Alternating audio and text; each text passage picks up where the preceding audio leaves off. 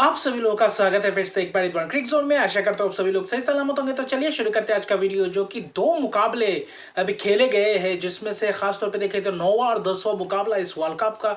वही जो मुकाबला था एक था पापुआ न्यू गिनी बनाम युगांडा के बीच, और वही दूसरा मुकाबला था ऑस्ट्रेलिया बनाम ओमान के बीच, जहां पे ये बारबाडोस में मुकाबला हुआ। और वही दोनों ही मुकाबला रोमांच भरा मुकाबला था, क्योंकि अगर एक जो ऑस्ट्रेलिया और ओमान की बात करें, वहां पे शुरुआत जो ऑस्ट्रेलिया ने बल्लेबाजी के साथ शुरुआत की उतना खास अंदाज में लगे नहीं, क्योंकि टॉस हालांकि ओमान ने जीता, पहले गेंदबाजी का करने का फैसला किया, वहीं पे कुछ बदलाव किए।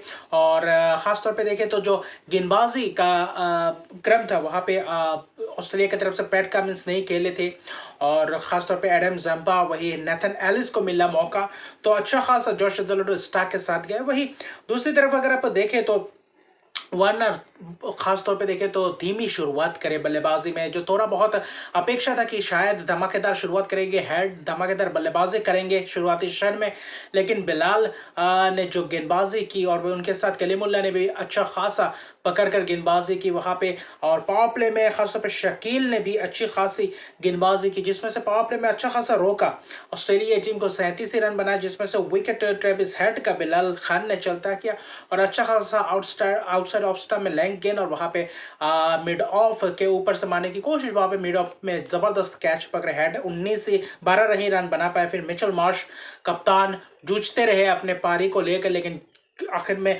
छक्के मारने की कोशिश में लॉन्ग ऑन में कैच, जबरदस्त कैच मेहरान खान का, और मेहरान खान ने एक ही ओवर में जो 2 विकेट लिए थे, और आते ही मैक्सवेल को भी चलता किया था शून्य पे। अकीब इलियस का जबरदस्त कैच और आउटस्टैंडिंग कैच, ब्रिलियंट फील्डिंग में कहूंगा अकीब इलियस का, जिसमें से बहुत महत्वपूर्ण कैच पकड़े। मैक्सवेल फिर से वही अपना फॉर्म बरकरार रखते हुए जो आईपीएल में फॉर्म दिखा, वही शून्य में चलता किया। और खास तौर पे अगर आप देखें तो ये मुकाबला बहुत ही रोमांचक बना दिया था ओमान ने गेंदबाजी में, और पहला 14 ओवर तक अच्छा खासा रोक के रखा हुआ था ऑस्ट्रेलिया टीम को, और वहां पे पिच भी थोड़ा बहुत धीमा सा था। वही अकीब इलियस का भी अगर आप खासतौर पे देखें तो गेंदबाजी की कप्तान ने भी किफायती स्पेल किया। मेहरान खान फिर से एक और बार आगे आते हुए दिखाई दिए। फिर देखें तो बाकी गेंदबाज ने भी अच्छा खासा गेंदबाजी का मुजाहरा दिखा, लेकिन 15वें ओवर में जो स्टोइनिस और खासतौर पे डेविड वार्नर अच्छा खासा पार्टनरशिप कर रहे थे, 14 ओवर में 80 रन पे थे, तब ऐसा लग रहा था कि शायद उतने रन्स बनेंगे नहीं, और वही थोड़ी बहुत जुझारूपन पारी दिखाई दिया, और ठोस शुरुआत के साथ वार्नर बरकरार रहे, एक तरफ से पकड़ के रखा हुआ था। स्टोइनिस भी पूरी तरीके से जूझ रहे थे, उतना खास कनेक्शंस बना नहीं पा रहे थे, लेकिन जो 15वें ओवर में मेहरान खान का ओवर था, वहां पे जो एक छक्का मिला, जहां पे कैच था, लॉन्ग ऑफ पे कैच दे बैठे थे छक्का मारने की कोशिश में स्टोइनिस, तब रन बॉल से भी बहुत ही कम थे रन्स, और वहां पे अगर कैच पकड़ लिया था अयान खान ने, लेकिन वहां पे जाकर जो पीछे गए और वहां से लॉन्ग ऑफ से वहां पे थोड़े बहुत आगे बढ़े, और उसके बाद पीछे गए कैच लेकर जब गिरे, तब सर लगा रोप पे, और वो छक्के के लिए गया, और उसी ओवर में आखिर में 3 छक्के और जोड़े, और वहां से मोमेंटम पूरी तरीके से पकड़ चुके थे ऑस्ट्रेलिया टीम, जहां पे उस ओवर में 26 रन आए, और आखिरी 5 ओवर में भी 60 के करीब रन बने। आखिर में जाकर 164 रन बना पाई महज ऑस्ट्रेलिया टीम, जिसमें से आखिर में जो 5 छक्के लगे, वो अपना विकेट बचाने के बाद जो 6 छक्के जबरदस्त अंदाज में लगे, 36 गेंदों में 67 रन की पारी स्टोइनिस की, अर्शद के पारी 2 जबरदस्त चौके लगाए, और जबरदस्त 1000 रन भी पूरे किए T20 करियर में। ये भी एक अच्छा खासा उपलब्धि है, और अहम वक्त पे ये रोचक भरा खासतौर पे देखो तो बल्लेबाजी क्या, और कैचेस भी छूटे, 2 जीवनदान भी मिले उससे पहले। अयान खान का वो कैच, हालांकि वो कैच पकड़ा गया, और फिर देखे तो एक कैच कीपर के हाथों से कैच छूटा था, तो वहां पे आज लक उनका साथ दे रहा था। और दूसरी तरफ से वार्नर भी अच्छा खासा पारी खेल रहे थे, और धीमी से पारी को पूरी तरीके से लंबा करने की कोशिश, हालांकि अर्शद के पारी के लिए 56 रन बनाए, एक छक्के चौकों की मदद से आखिर में आउट हुए, लेकिन जो पार्टनरशिप किया स्टोइनिस के साथ मिलकर 64 गेंदों में 102 रन का पार्टनरशिप, और वो पार्टनरशिप बहुत ही महत्वपूर्ण रहा, और वही ने पूरी तरीके से मोमेंटम ऑस्ट्रेलिया की तरफ एक बार लेकर आ गए थे। और वही स्टोइनिस और खासतौर पर वार्नर की पारी ने ऑस्ट्रेलिया की इस 164 में पहुंचाने के लिए बहुत ही अहम रोल अपनाया। और वही दूसरी तरफ देखें तो जो मेहरान ने 2 विकेट चटका, किफायती स्पेल था, एक ओवर में अगर 26 रन नहीं आए थे, वो कैच पकड़ लेता तो शायद ऑस्ट्रेलिया पूरी तरीके से दबाव में रहती स्टोइनिस के, अगर वो कैच जाके छक्के में तब्दील हुआ और वही आखिर में उस ओवर में 24 रन 4 छक्के जड़ दिए और वही पूरी तरीके से स्टोइनिस वापसी करते हुए फॉर्म में। और कुल मिलाकर देखें तो 165 रन, ऐसा लग रहा था कि मुश्किल होगा ओमान के लिए, उतना आसान नहीं रहेगा, लेकिन क्या कुछ अच्छा खासा चैलेंज कर सके क्योंकि गेंदबाजी से अच्छा खासा पकड़ के रखा हुआ था। और आखिर में भी जो पावर प्ले की आखिरी 3-4 ओवर की बात करें तो अच्छा खासा गेंदबाजी कर रहे थे, लेकिन बल्लेबाजी भी जबरदस्त था। लेकिन वो 15वें ओवर ने पूरी तरीके से मोमेंटम चेंज किया, लेकिन जो शुरुआत था उतना खास शुरुआत ओमान का भी नहीं था। स्टार्क की जबरदस्त यॉर्कर लाइन डिलीवरी, वहां पे 2 विकेट सलामी बल्लेबाजों का विकेट चटकाया, अकीब इलियास ने एक छक्के भी जरा, लेकिन स्टोइनिस ने भी गेंदबाजी किया। आज स्टोइनिस का दिन था, स्टोइनिस गेंदबाजी में भी पूरी तरीके से कमाल करते हुए दिखाई दिए। और मिडिल ऑर्डर्स के बल्लेबाज देखे तो गुच्छों में विकेट से गिर रहे थे। एक बार देखे तो 57 पे 6 विकेट 13 ओवर में गिर चुके थे वहां पे पूरी तरीके से, क्योंकि जिशान मकसूद और अकीब इलियास कप्तान के ऊपर निर्भर था यह बल्लेबाजी क्रम। लेकिन वहां पे थोड़ी बहुत समंजस में देखे और हड़बड़ाहट में अपना विकेट गंवाते गए। लेकिन आखिर में अयान खान और मेहरान खान के बीच थोड़ी बहुत पार्टनरशिप पनपती हुई दिखाई दिया था, लेकिन उस पार्टनरशिप ने आखिर में जाकर जो 30 रन के करीब पार्टनरशिप की, 30-32 रन, वही पार्टनरशिप बहुत ही महत्वपूर्ण पार्टनरशिप्स की है क्योंकि 17 गेंदों में अगर आप देखें तो खासतौर पे 28 रन की पार्टनरशिप, 32 रन की पार्टनरशिप। फिर देखें तो शकील और मेहरान के बीच भी 17 गेंदों में 28 रन का पार्टनरशिप, यानी कि 7वें-8वें के पार्टनरशिप में देखें तो 34 गेंदों में लगभग देखें तो 60 रन बना चुके थे, यानी कि 10 रन पर ओवर 6 ओवर में अगर आप देखें तो। और आखिरी 5 ओवर में भी रन बनाए, 50 के करीब रन बनाए। वही जो ऑस्ट्रेलिया ने आखिरी 5-6 ओवर में जो रन्स बटोरे थे वही बटोरने की कोशिश में मेहरान ने थोड़ी बहुत जुझारूपन पारी दिखाई। 16 गेंदों में 27 रन की पारी, 2 छक्के 1 चौके। अयान खान ने भी आखिर में जंपा को आरे हाथों लिया था, 2 छक्के लगाए थे, लेकिन जंपा के ओवर में ही विकेट अपना गंवा बैठे।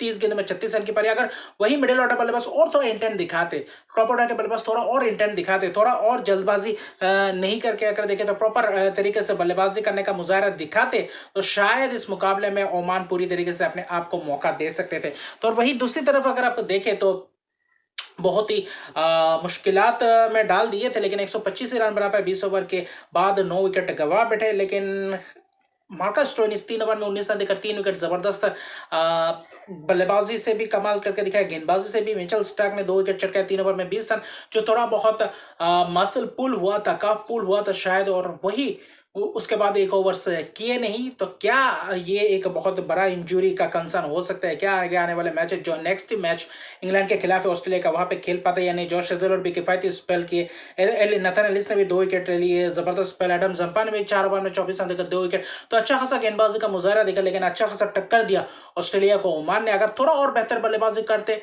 पहले 10 ओवर में तो शायद ओमान इस मुकाबले में भी पूरी तरीके से दिलचस्प, यह मुकाबला भी रोचक बना चुके थे। आखिर में जाकर शायद जीत भी हासिल करता अगर थोड़ा और इंटेंट दिखाया होता पहले से। और आखिर में जाकर ऑस्ट्रेलिया ने 39 रन से यह मुकाबला जीता, जबरदस्त ये जीत।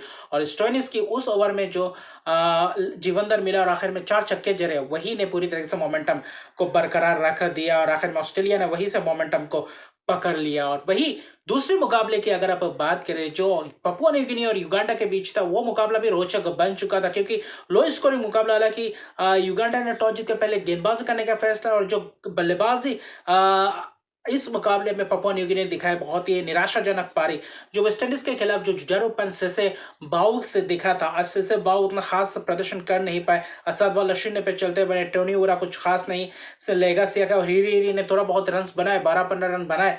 आखिर में किपलिन डोरिगा ने भी रन बनाए, लेकिन आज उतना खास इंटेंट दिखा नहीं। और गेंदबाज जबरदस्त थे, अल्पेश रमजानी से लेकर अगर आप कॉस्मस क्यूट, आज जुमा मियांगी को भी आज खेलने का मौका मिला।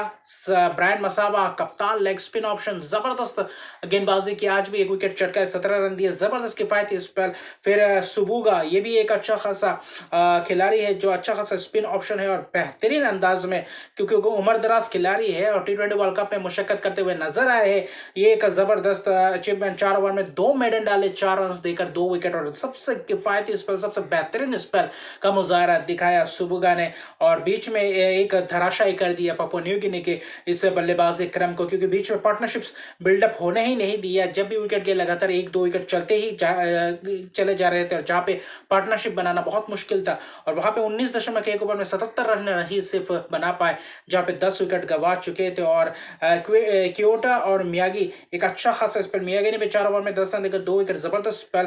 क्योटा ने भी 2 विकेट चटका, अल्पेश रमजानी ने भी 17 रन देकर 2 विकेट, एक मेडन डाले। तो अच्छा खासा उगांडा से दोनों ही मैचेस में गेंदबाजी का मुजाहरा तो दिखाई दिया, लेकिन बल्लेबाजी में देखे तो 78 रन का लक्ष्य, ऐसा लग रहा था कि शायद इस मुकाबले में कुछ अलग इंटेंट दिखाएंगे पिछले मुकाबले से युगांडा का।